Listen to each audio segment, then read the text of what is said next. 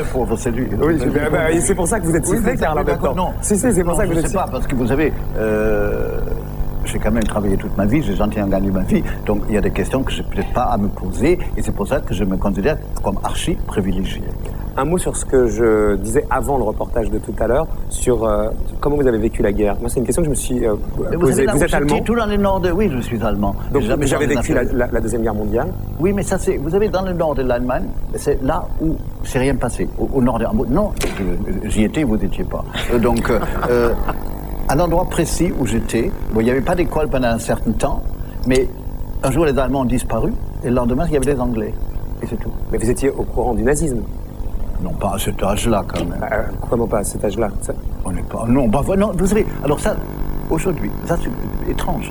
L'Holocauste, le nazisme et tout ça, c'était des sujets inconnus même après la guerre. C'était occulté complètement. Hein. C'est à partir de 68 et comme ça que c'est ressorti. Là-bas, c'était complètement passé sous silence. Et vous avez l'impression que c'est une histoire complètement étrangère pour vous? Vous qui avez des racines allemandes, vous sentez une forme, comme beaucoup d'Allemands, de culpabilité? En allemand, on appelle Erbschuld, ça veut dire la culpabilité héréditaire. Moi, je ne crois pas. Vous n'avez pas du tout ça? Non, pas du tout. Je ne prouvais rien, j'étais pas... Non, mais c'est justement héréditaire, mais peut-être que dans la famille Lagerfeld, il y avait des gens qui étaient dans la Gestapo. Il n'a pas fait la guerre ni rien, puisqu'il était trop âgé, et ma mère n'avait aucun rapport avec ça. Et les oncles et les tantes, hein? Non, j'ai un beau-frère qui est mort, mais je ne le connaissais pas. Et lui, il a eu 2 membres de sa famille tués par les nazis, donc, mais tout ça, je ne savais pas, moi. Vous parlez quasiment jamais de votre père? Votre mère, oui. Je ne les voyais pas beaucoup non plus, parce qu'il n'aimait qu'une chose, c'est ses affaires. Voyez-les comme moi, peut-être. Vous voulez dire que vous avez hérité de votre... Il était très gentil, il était au fait beaucoup plus gentil avec moi que ma mère. Il me dit toujours, demande-moi ce que tu veux, mais pas devant ta mère. Ah ouais? Oui. Et votre mère, elle était cruelle, vous dites? Oui, mais vous savez, il y a des gens où il faut quand même un peu être comme ça. Et moi, je pense que j'étais un cas où il ne fallait pas trop gentil non plus. Ah oui, pourquoi? Parce que j'étais quand même assez content de moi, enfin. Comme ça. C'est resté un peu, non? Non, mais quand vous êtes les petits derniers, gâtez pas tout le monde, les gens vous détestent. Alors, on me disait même... Un jour, je rencontre à l'université de Vienne, où j'ai donné des cours, un autre professeur qui donnait des cours aussi, un invité, et qui m'avait connu enfant. Et ça, il ne pouvait pas l'inventer parce qu'il m'a parlé des lieux, d'endroits et tout.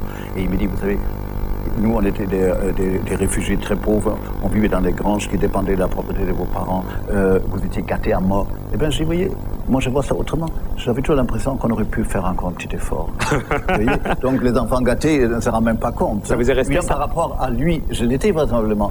Mais moi-même, je pensais qu'il y avait encore des efforts. Que vous méritiez mieux?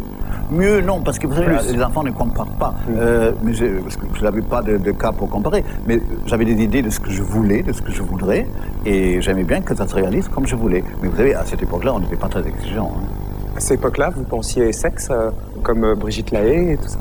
Pas du tout. Ça, vous savez, là-bas, c'était pas vraiment un sujet de conversation non plus. Il n'y avait pas l'information comme il y a aujourd'hui. Vous savez, c'est comme la préhistoire, tout ça. Vous venez de la préhistoire, Karl? Oui, j'adore l'idée, comme l'histoire du film là, que vous avez vu de Jean-Jacques Hano, là, oui.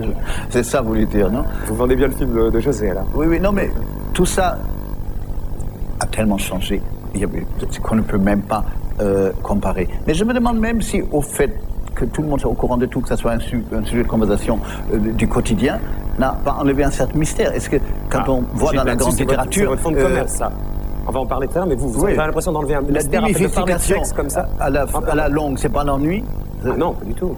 Ça peut être une excitation. excitation, mais ça ne devient pas une activité sportive en même temps? Je mais je suis pas contre l'activité sportive, je veux dire, c'est pas ça. Je pense que pour beaucoup de gens, d'en savoir un petit peu plus, ça évite beaucoup d'écueils dans les couples. Ça leur évite pas mal de frustration. Et exactement, nous savons tous que la frustration, c'est la mère de toutes les crises. L'information est bien maintenant, l'étalage, le trop est toujours l'ennemi du bien. Jessica, par exemple, la libre antenne avec les jeunes sur la radio, tout ça, c'est des choses que vous connaissez ou pas du tout? Je connais, je ne suis pas vraiment client pour ce genre de conseils, parce que ça serait un peu grave, un peu tard. Non, mais je trouve ça très bien, parce que d'ailleurs, personne n'a pu me définir la frontière entre pédophilie et éducation sexuelle. Qu'est-ce que vous racontez? Non, mais pédophilie et éducation sexuelle, là... Non, mais non, il y avait une frontière, je suis navré. Parce que quand même, il y a des gens précoces. On mariait les filles à 15 ans, donc je veux dire, c'était quand même au fait de la pédophilie, je m'excuse. Non, 15 ans, c'est la majorité sexuelle. Donc à 15 ans, oui, d'accord, mais en fait, dans le libre, temps, vous voyez l'histoire du passé. On les mariait à 12 ans, 13 ans, 14 ans, et tout. Donc, au fait, tout ça, c'est une histoire un peu hypocrite. Et puis, je me souviens, quand j'étais enfant, j'étais attaqué plusieurs fois. Mais parce qu'en Allemagne, c'était assez courant. Mais j'étais prévenu, je racontais tout à ma mère. Et alors, un été, je me souviens très bien, j'avais 11 ans, j'étais attaqué par un monsieur et par une dame. Et vous avez vu ce que ma mère m'a dit, à qui je racontais tout? Mais il s'est rien passé, moi j'ai couru parce que ça me plaisait pas. Hein. Bon, j'en sais rien. Il m'a dit, mais c'est ta faute, tu t'es pas regardé. De façon comme tu te comportes, les gens pensent que Vous étiez aguicheur, c'est ça que vous disiez votre Moi, mère? je n'étais pas témoin puisque je ne me rends pas compte. Mais c'est ma mère qui dit, mais tu t'es pas vu, tu t'es pas regardé, c'est ta faute. C'est une réponse très grave de la part d'une mère. Vous trouvez? Oui. Ah non, je trouve que ça m'a sauvé. Au contraire, comme ça, je pouvais en rire. C'est un peu le problème des jeunes filles aujourd'hui, d'ailleurs, qui ont 11, 12, 13 ans et qui s'habillent de manière, voilà, avec des strings, des machins, des trucs. C'est hallucinant, mais c'est un peu ça, ouais. Une de mes demi-sœurs, il y a un monsieur qui venait voir mon père, je ne même pas mon nez, pour demander sa main. Et mon père trouvait ça très bien, le monsieur était très bien, etc., etc. Il dit, oui, mais il faut attendre un peu, elle est quand même un peu jeune. Et il me dit, mais pourquoi? Mais mon père lui a dit, mais vous pensez quel âge elle a, ma fille? Elle m'a dit qu'elle avait 18 ans. Non, elle en a 12. Donc, vous voyez... Et donc tout ça, on sent que c'est très présent. Depuis le début de l'émission, vous en avez parlé 3 fois, Carl. Oui, mais apparemment, c'est un sujet que vous désirez entendre. Non, vous y allez spontanément, Carl. Non, mais je ne me gêne pas d'en parler. Hein. Je trouve ça même assez fascinant. Le film, en tout cas, Karl Lagerfeld confidentiel, sort demain, le film de Rodolphe. On encourage à aller le voir pour découvrir un Karl Lagerfeld autorisé, on va dire. Oui, mais je n'ai pas embêté Rodolphe avec une censure quelconque. Hein. Promis? Ah non. Il y a 350 heures dans la poubelle qu'on ne connaît pas. Et le film est la vision de Rodolphe, de son esthétique, de tout ce que vous voulez. C'est le film de Rodolphe. Marconi, comme je dis toujours, c'est moi le chien là, de la voix de son maître, mais le maître, c'est lui qui fait le film. Ça moi, sort. Je ne suis pas acteur puisque je ne joue pas, mais je suis le pantin principal. Le pantin principal. Le film sort demain, on encourage à aller le voir. Avant de parler sexe avec Brigitte et Jessica,